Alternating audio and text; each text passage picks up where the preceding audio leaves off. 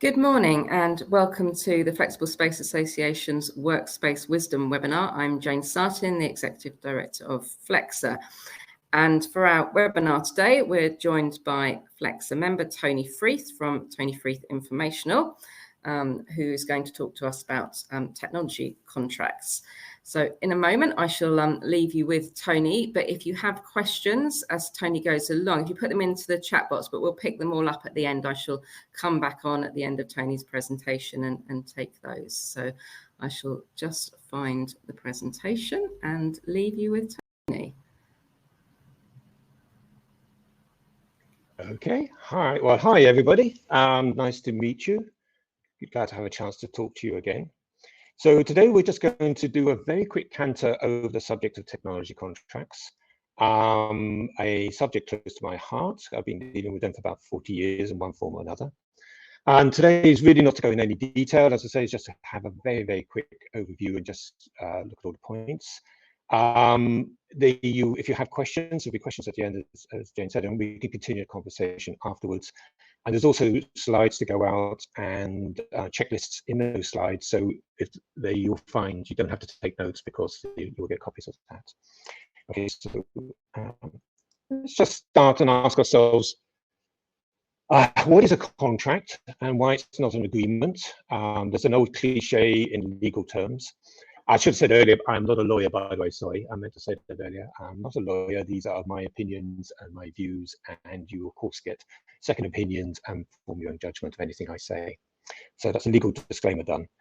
Yeah, so an agreement and a contract. So the old saying is a contract is an agreement, but an agreement is not a contract. So I might agree to go for coffee with you, and that's just an agreement, but if I decide to buy your coffee shop, you'd probably want a contract. And that's a clear distinction that will be appearing during the course of these slides.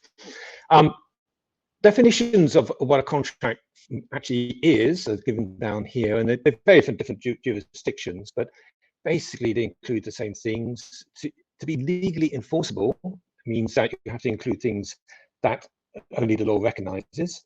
That there are some preconditions such as mutual assent. So you've got to prove that both people agree to it.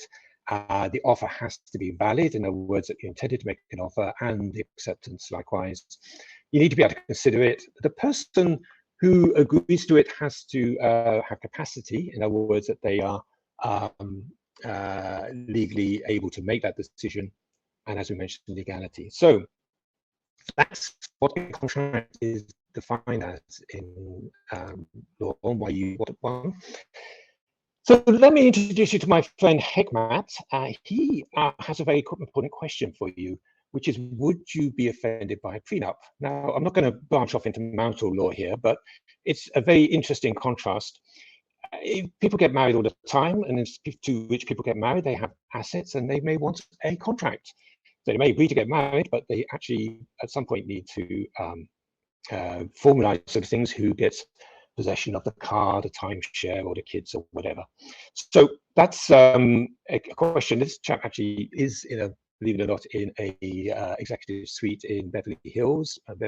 Executive suites are sort of business center for lawyers and related professionals. He's also wondering, should you be offended by this? Is the subject sensitive? And I have to say, over the years' experience, both young suppliers, people who are not too sure, and many operators sometimes dance around the subject of a contract. It's something they don't like quite to mention, or waiting for the other side to introduce it first. So I want to encourage you to be very, very proactive on contracts and get them up front as soon as you can. So a contract, then, we mentioned it's relationships, and it's a form of formalization. So on the right-hand side, you'll see the famous contract cycle. And let's just bear this in mind. The blue bits, starting at the top, negotiation, that's when things can change. You can decide what's in the contract, what's out the contract, and all the provisions that are going to be in it. Once you've signed and you've executed, or in UK terms, formed the contract, you go straight to a development phase where being technology, you have to actually start supplying kit and get things started, people trained.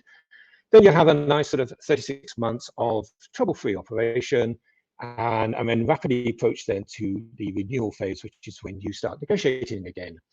So clearly, when you get to that renewal phase, you want to have a very good picture of how that contract has progressed during that time. So key thoughts on the formalized relationship part.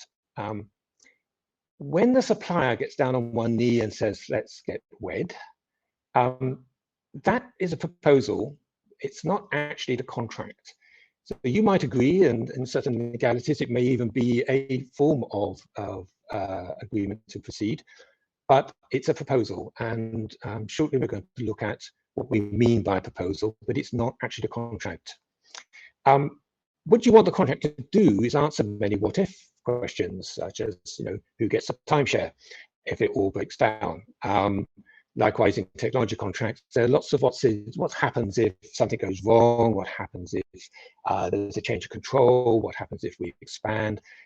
The contract should be able to answer all of these questions. So part of your job as operator is to start raising these questions. Legally enforceable is fine. We know what it is, but key point is you go through this torture to basically try and avoid going legal. If you think of all the what-ifs ahead of time, then you won't have to worry too much about actually going legal, should it go wrong. And I have to say, most times, it's very, very rare anything ever ends up in laws.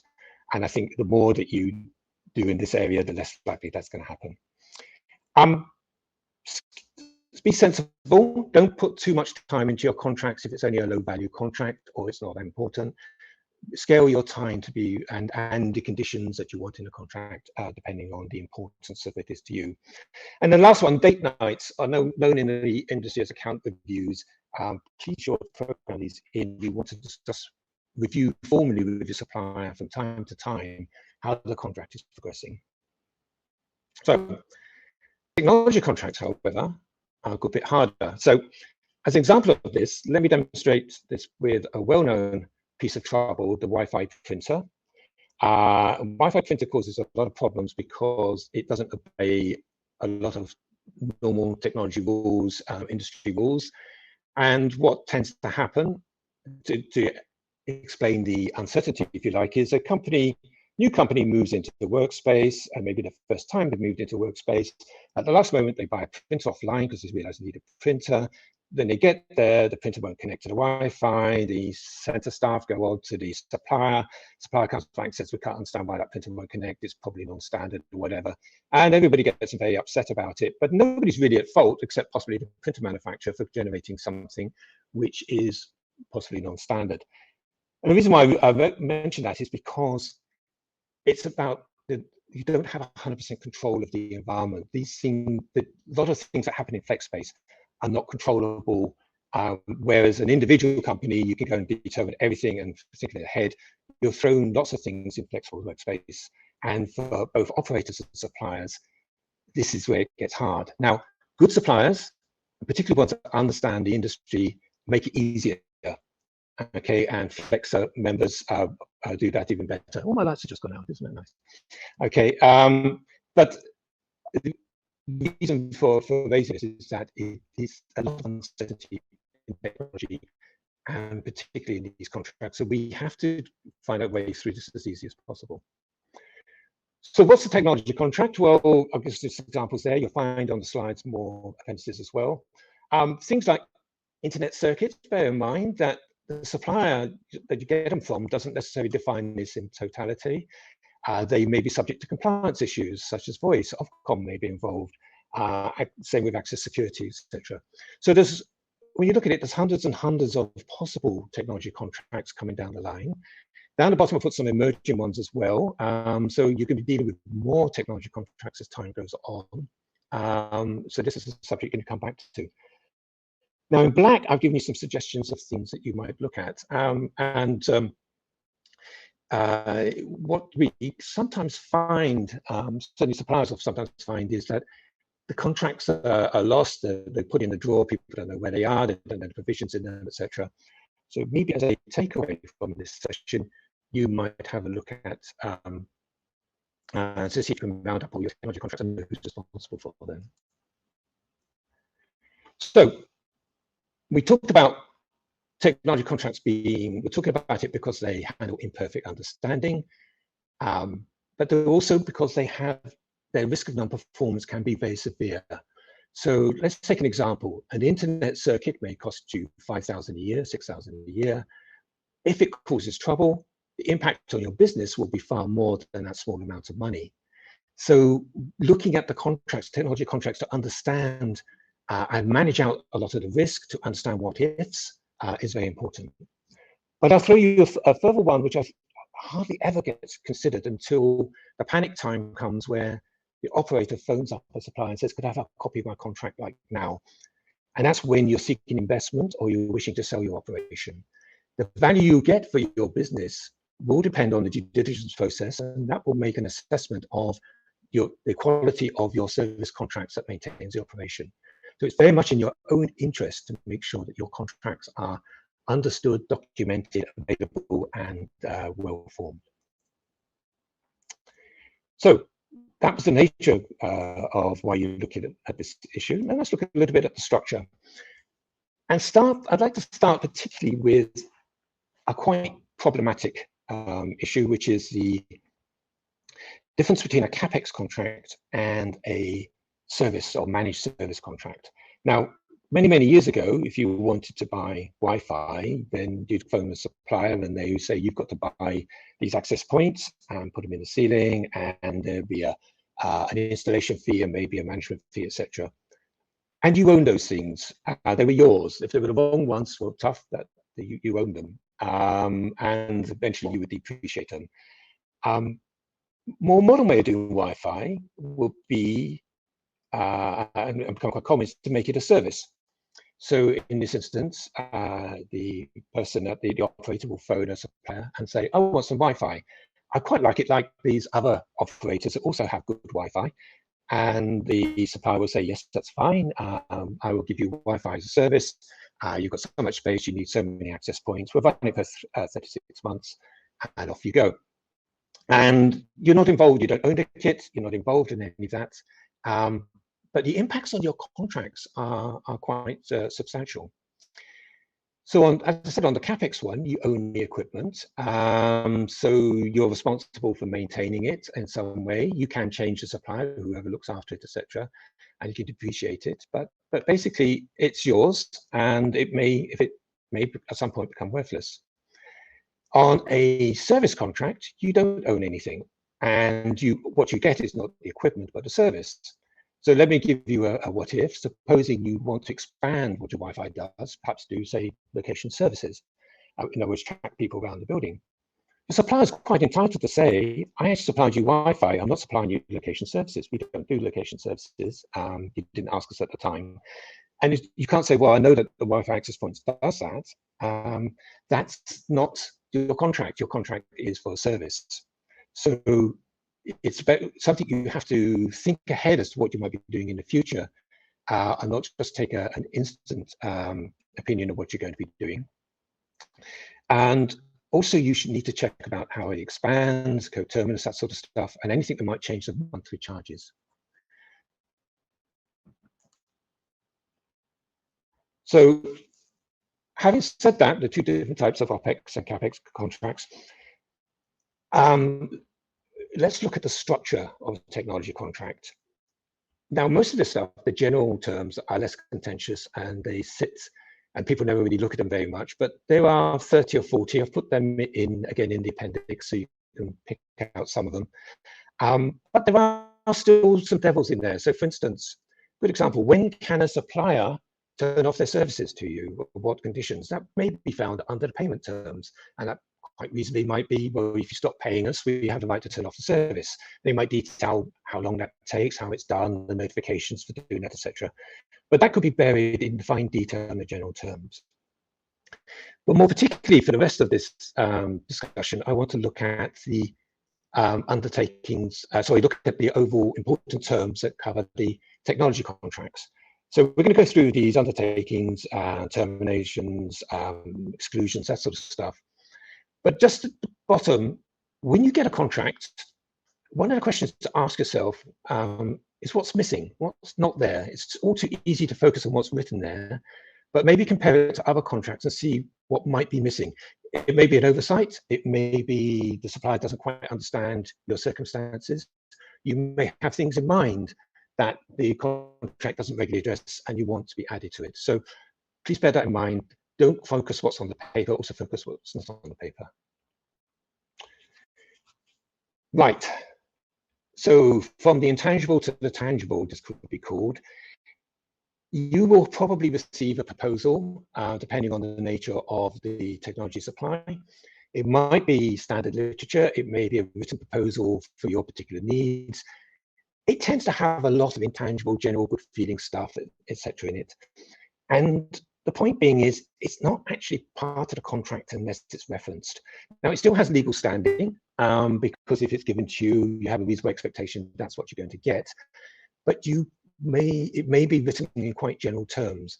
And one of your tasks in the negotiation is to basically make sure that you've pinned down some of the more general terms and said specifically what it actually means to you. And there's a key one here at the bottom on expectations. Quite often, a technology contract will give you some advantage, something that you may be banking on. So particularly if you think of some form of automation, and so you need to put less people hours into a particular operation, something's going to be done automatically, maybe emailed out to your customers, etc., or more faster people going through speed lanes or access control, something like that. You need, again, to go from a very general and ask, does the contract not say what that advantage is going to be, but how is it going to be realized? So keep track of those intangibles and see how they are linked to the written contract when you get it. Now, the other thing is we tend to concentrate on the point of signing, and this particularly applies to CapEx, but just applies to service contracts as well. You need to think about future-proofing it. You need to think about what happens in the years ahead. Is the equipment that's being supplied to you, could it go obsolete during your expected term? And it might be more than 3 years. You might be installing stuff and say, well, the contract's for 3 years, but actually I want this to be here for 5, 8 years. So you want an opinion on that and have a think about things like that. Likewise, how is it updated? Does the contract cover updates and upgrades? And how are they achieved? And particular things for compliances, and particularly legal and security compliances. So let me give you an example. A good example of that would be your contract, sticking with Wi-Fi, includes guest Wi-Fi for people, for visitors. Now, in the course of time, maybe there's a change in standards of security and your guest Wi-Fi is no longer as secured as you might like it to be or as it should be. Now, the supplier might, in your contract, have said is, well, I'm supplying you Wi-Fi at the time of contract and it was secure, then I will have to charge you to upgrade it. Or your contract may say, we are going to keep this as a service up to date to the latest standards, in which case the supplier will change it free of charge. Guest Wi-Fi is not a big cost item, so you probably will come to some amicable agreement about it. But it's a way of thinking about the differences in future-proofing as to what happens, those what-ifs that happen in the future. So the best suppliers will talk about their technology roadmap. They continue to develop, they have plans, they know where they're going, and they may give you some sort of commitment up to date. Now, it's not a blank check. Suppliers have to make their money, so they may say this and no further. But it's always interesting to talk with the supplier to say where they see the solution going over not just the 3 years, but maybe 5 or 7 years, however long your time horizon might be.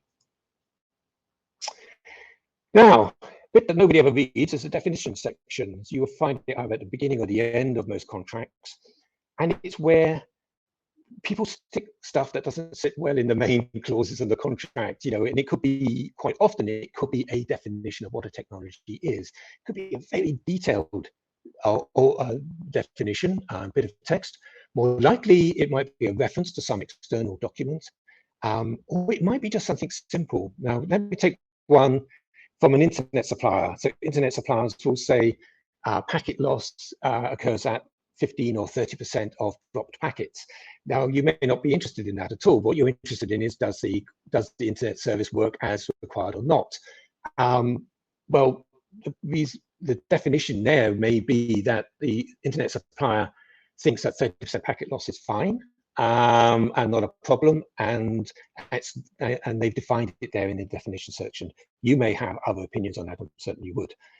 So you need to delve into the definition section, and again, you're looking for things that are not defined anywhere in the contract, things that might be important to you.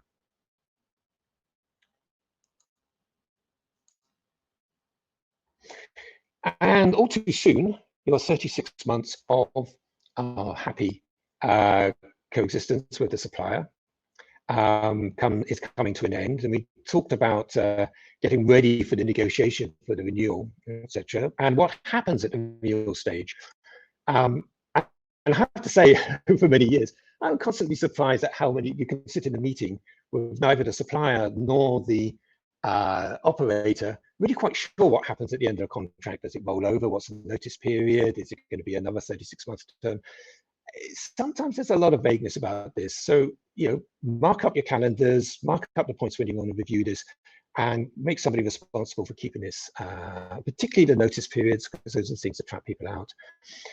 Co-terminus we'll talk about in a minute, but basically you don't necessarily start all things at the same time. So if you're going to have bits of legacy that tail the contract, or I'll give you another example. Again, going back to internet contracts, if you change the bandwidth on an internet contract, it becomes a new contract. So you start a new 36 months. So you've terminated the old one and started the new one. You might not have realized that.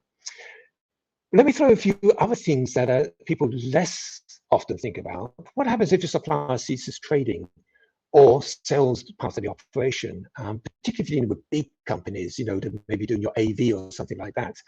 Are you going to end up being handed over to a supplier that you maybe would approve of if you've not done your due diligence on? So ask those questions, what happens there? About your rights of assignment, if you don't want to sell your business, does the supplier prevent you from doing that? It's usually not, but you know, some big companies might have a clause there which is less than clear. And one new one, there's a lot of inexperience, and particularly on the hosting services and that sort of stuff. You've got people coming offering services to operators who don't really know very much about our business. And I'm surprised to find this term popping up, which says the supplier has the right to terminate the services at any point if they decide they're no longer in the business. And I've seen that twice now in contracts being offered, both in cases of hosting services of some description. Now, that's a complete no-no, obviously, to an operator, but just give you a warning, some inexperienced suppliers in there doing some things that could trip you up. Oh, let me go, sorry. Early termination. Generally, it's very difficult and often asked that. Again, good suppliers might sit down and say, you know, it's a mutual benefit. Yes, okay, we agree some provisions, etc. But generally speaking, from experience, early termination is expensive and it probably means paying out most of the remaining element of the contract. But if you think it's likely as an operator, if you think there might be a condition, you should raise it with your supplier before you start the contract. Maybe want to ask some particular conditions that you might be able to early terminate and agree that basis rather than having an argument down the line. Okay, so limitations and liabilities. This is an area which causes more heartburn, I think, than any other subject, because it's when quite often the supplier says, actually, we don't do that. That's outside our provision. That's beyond our demarcation, our service boundary. You know, we don't, we're not responsible for what happens on the customer's desktop. We're not responsible. We don't, our particular support desk doesn't talk to the end user, only talks to your staff because you're our customer. So when you're doing your what ifs, I always think you need to spend a lot of time thinking about and asking your suppliers quite reasonable questions. Do you do this? Do you do that? When does this stop, etc. And also the famous lawyer's terms of effort limitations. So there is a clause, there's a wording which always says reasonable efforts, best efforts, reasonable endeavors, best endeavors. And my favorite one, which is all reasonable efforts, is different from reasonable efforts. Now, I'm not a lawyer, I don't understand quite what the difference is, but you probably want to get these interpreted, okay? If you see vague terms like that, which is a limitation, don't be embarrassed, go back to the prenup thing, just ask the question and say, well, what do you have in mind here? What is a reasonable effort? Give me an example, etc. And the same thing on liability compensation, which is a subject in its own right. But just beware of, a supplier wants to limit, they have to limit their exposure. They can't give you a blank check if things go wrong, but you need to see very carefully how that's worded. And also maybe just then seek also additional commitments on getting best advice from people, and engage with the supplier in a very positive way to kind of give you, be sure that they're going to give you everything that you need. Support is also a subject in its own right. I've just put in blank there some suggestions for you to pick up after this session. But some very common misunderstandings on the operator side is the difference between changes and issues. Changes to moves, adds, and drops, as used to be called in the voice world.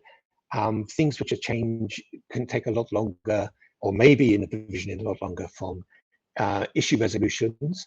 And another subject, and a kind of hint for suppliers here, is operators very much like one particular method of getting their support contact. It's usually the phone, and usually the hate-raising messages. As an operator, be very clear how your support is. Again, see it demonstrated, get it in action, have a look at it, and see, does it work with your style of operation? And I have seen contracts, operators use a different supplier because they don't actually like the means of the support is being delivered, because it's so important to their own customer experience and customer quality. So support, major issue to discuss, and along with support, but separate, is a service level by which your service or your hardware is kept operating. And here the big issue is usually one of definitions. So very common, for instance, there will be a severity definition. So you have a major outage, a minor outage, or minor issue, or a end user issue, or just something like that. Again, it's worthwhile working through the what ifs with practical examples to say, what does this mean? What do you do? What happens when there is a major outage? What am I going to experience? What are you going to do? And likewise on definitions, pick up things like out of hours operation and how that may be handled differently. And on definitions, particularly pick up things like request response, how that service chain works and what's actually meant. So response could be, to some suppliers, could be, yes, we acknowledge your call. Others, it could be a first indication of a diagnosis to say, and a plan of what's going to happen. So most of you are fairly familiar with that, but again, in experience, quite a few people don't work through the what ifs when negotiating this form. And one thing that I do like is an escalation matrix, which is some names and the functions and people you can call when things go wrong, and you can work your way through the organization. And level 4 is usually a director of your supplier. So you get a very nice escalation matrices nowadays, and they do actually help you and help the supplier as well, because when things becoming a major problem, it can escalate up to somebody who can understand what the issue is. And then finally, in this quick canter through of technology contracts, and I have to reinforce this, not everything in the contract is in the contract. So when you sign a body of agreement, trailing behind it will be a whole lot of things which aren't physically in the contract. Now, they may be additional schedules that are attached to the contract as time goes on, particularly as you add new services from your supplier. They may be additional terms. So you take on something that the supplier doesn't normally do, and they add new terms and conditions that go only with that particular service, but they may be supplied separately. GDPR, is very rarely, well, sometimes nowadays it's in the main contract, but quite often it's a separate one. SLAs are quite often a separate piece of contract as well, piece of wordage. So lots and lots of things trail along there. And then from the supplier's point of view, suppliers will tend to back what their suppliers offer. So the supplier's supplier. In other words, if, again, go back to the internet issue, a supplier buys an internet service from the ISP and gives it to you, okay, they will be passing on their terms, so they may just externally reference those. And then I mentioned earlier, things which you have to be aware of, things such as the legal things such as Ofcom. The technology may have to meet certain standards, certain legalities. You'll be aware of Financial Conduct Authority and PCI, people credit cards. Processing is a very simple example. There are technology standards for handling credit cards, and really bad Wi-Fi won't do a credit card. It will fail its audit. Good Wi-Fi will pass it. So be aware that there are things which govern the contract externally. And likewise on the legal one, again, duty of care is a common one that crops up, but my favorite one is the CMA takedown notices, where somebody in your space steals a video, and guess what? So get the lights going again. So someone steals the video, and guess what? You end up being liable for the copyright claim on it. So my lights seem to have gone out permanently this time, so sorry about that. And then the final bit I want to talk about is how you put all this together in terms of negotiating an agreement. So let's just look at this as simply as we can. Firstly, just make sure you get the right agreement. Many examples where the agreement is, the contract, I should say. It should be the right one for the service. And sometimes they don't actually apply to what it is being delivered to you, particularly with major suppliers with a lot of products in their range. I would ask for the signing of the contract to the negotiations soon after you start the negotiations. When you're pretty certain you want to go with this supplier, I think you should be looking at that contract. And point 3, during the discussions, keep it in mind how you're going, and when you ask a question, keep a record of the answer. That helps both people, because it means you don't, in 2 years' time, argue and say, I asked you this and you said this, and supplier says, no, I didn't say that, I said that. Okay, keep that record, and your things that you may have doubts about, or you are unclear about, or the technology is a bit concerning, you can put that in a confirmation letter and say, during our negotiations, we discussed these following points, and you assured me that they were all in the contract, or even more detail, show me references in the contract where those are dealt with. And that will give both of you a bit more security, because the supplier knows that you've understood what they've been talking about. Some of the issues can be quite complex, and you know that the supplier has taken your questions on board and is confident that what they're offering you is going to meet your need, and you described it in a way that they can understand. So that's my advice on that. And then hopefully back to you, Jane. It's time for some that very high-speed canter through technology contracts. See if anybody's got any questions. Thank you very much, Tony. That was a lot of detail packed in, and I know that we're going to share your slides, and you've got a few more. There are a few more slides below that with a bit more detail that we'll share afterwards to attendees. So just a couple more minutes for anyone that still wants to put in a question, but maybe just to start. Now, you said at the beginning that you're not a lawyer, and you covered quite a lot of detail. Should people that are dealing with technology contracts feel that they need to get lawyers in, or is it something they should feel confident to be able to handle themselves? The usual answer to that is it's a question of cost. Getting a bad lawyer or a general lawyer probably doesn't help you too much. The lawyer does your general terms and conditions of business, may be able to help a little bit, but they often run out of steam when it comes to technology provisions, and sometimes they just get very silly because they're scared of not adding all the provisions. And I've seen some awful attempts from general purpose lawyers. Specialist lawyers who do understand technology start about £400 or £500 an hour, so the bill can get very big very quickly. And it's a question of scale. So, if you are building a multi-location operation, which you hope eventually to sell or get big funding for, then maybe, yes, get a lawyer in to make sure the contracts look like something that the investors would recognize and go, yes, this is a good contract. But if you're not at that scale, I think you have to look at the risk side of it and gather the intelligence yourself, talk to other operators, talk frankly to your suppliers as well about the risk, and just use your business judgment. So generally speaking, I would say most of the 400 operators I've dealt with over the last 20 years, most of them have not got a lawyer involved or very general lawyer. And any tips on keeping on top of all of the detail of everything? And obviously there was quite a lot of information that you covered and people were going to be dealing with. I particularly like the suggestion of asking lots of questions and not feeling afraid to ask questions. That's probably important. But any tips on ensuring that everything's covered? Yeah, it is hard. I mean, I think starting with the contract as, if you like, your pro forma, or it's a good place to start. Starting with a proposal and deconstructing the proposal, and then the most common technique I've seen is putting it all into spreadsheets as a series of points. Maybe getting your colleagues to sign off on particular things, if they, whatever, maybe assigning responsibilities through a spreadsheet is good that way.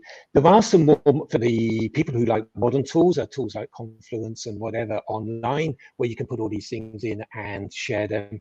Sometimes I think the technology gets in the way, and maybe it's my age. I think a spreadsheet is about as fast as I'd like to go on these sort of things. But a lot of it is planning, sitting down with your colleagues, not going to see a supplier without having prepared, or have a supplier come to you without preparing and thinking about your business and being able to help the supplier by saying where you want to go.